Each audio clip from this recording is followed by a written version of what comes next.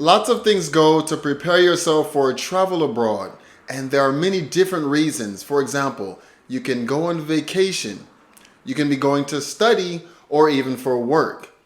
In today's video, let's talk about going abroad and preparing your English for a vacation. If people have interest in how to prepare for study or for work, then I can do another video on those topics in the future. But today, if you're ready to find out how to prepare your English for going abroad on a vacation, then let's get into it. It's much easier to think about how to prepare yourself for a vacation abroad, and it's also much more fun. Many students, however, get stressed preparing themselves for different situations that can come up during a vacation. What do they do if they go to a shopping center, to a restaurant, to a drugstore to pick up medicine, or something like going through customs and immigrations? If you're like my wife, you've probably already started preparing your restaurant list and your itinerary months in advance. I think the most important thing you can do when it comes to thinking about how to prepare your English is keep everything short and simple. Don't overly complicate things. The simpler, the better. When you're on vacation, keep your conversations as short and as simple as you can. If you are going to a restaurant, for example, you don't have to stress yourself out trying to remember all of the phrases and vocabulary that go into ordering food. Everything doesn't always happen like it does in a textbook, so you can just focus on keeping your conversations short and making sure that you can get your point across. Speak slowly so they understand you, and if you don't understand them, feel free to ask them to repeat it. You're trying to have fun, so instead of trying to be textbook perfect, what you want to do is make sure that your order is what you actually want. So keep it short and sweet. Next, prepare your personal information. You should be able to say your name and last name, and in some cases, you may need to give your phone number or an address. These are things that you need to know immediately how to say because you never know what type of situation that you're going to get into. Numbers are also going to be very important. If you're on vacation, you're looking to have a good time, and this is going to involve spending money.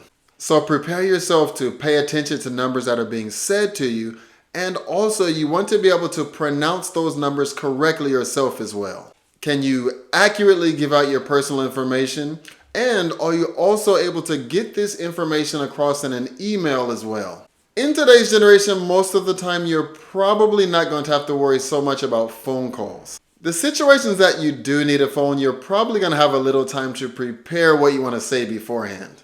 For example, think about being in a hotel and having to call down to the front desk for something. In this situation, you will have time to actually look up the item that you need and then prepare something about what you want to say before making that call. Going through immigration is something that many students get worried about. The main thing to prepare here is your personal information. Where are you going? How long are you going to be there? How much money do you have? Which goes back to the numbers we talked about earlier. So just relax. Be very honest with your answers, and also remember the purpose of your visit. If you're traveling on vacation, that's the purpose of your visit. If you are there to work or study, then the conversation and the visa will be very different. So today, let's just focus on the vacation scenario. Most of the time, the immigrations and customs process isn't as scary as you think it is. Just make sure that you check for specific information about the country that you are going to visit because rules are forever changing. If you are someone who worries about getting sick or having an allergic reaction, you should check specific keywords to describe health conditions that you may have. For example, if you have high blood pressure, you should be able to easily describe that. These will be the type of English words that you want to remember when you're traveling abroad on vacation.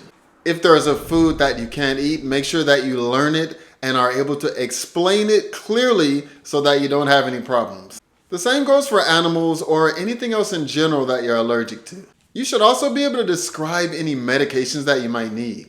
If you are a parent like me, you need to also be able to describe and explain any allergies or medical conditions or any specific requirements that you need for your children as well.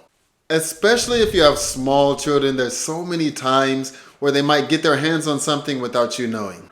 If you do get into a situation, you need to be able to describe slowly and clearly any medicines, allergies, and their personal information as well. The main thing that you need to remember when traveling abroad for a vacation is to keep studying and preparing like you usually do, but make sure to focus on the topics that we talked about in the video today. If you got any good benefit out of this video, how about sharing it with someone else that you think it would help? And then click here to see more. Thank you guys so much for watching. I look forward to seeing you in the next video. See you.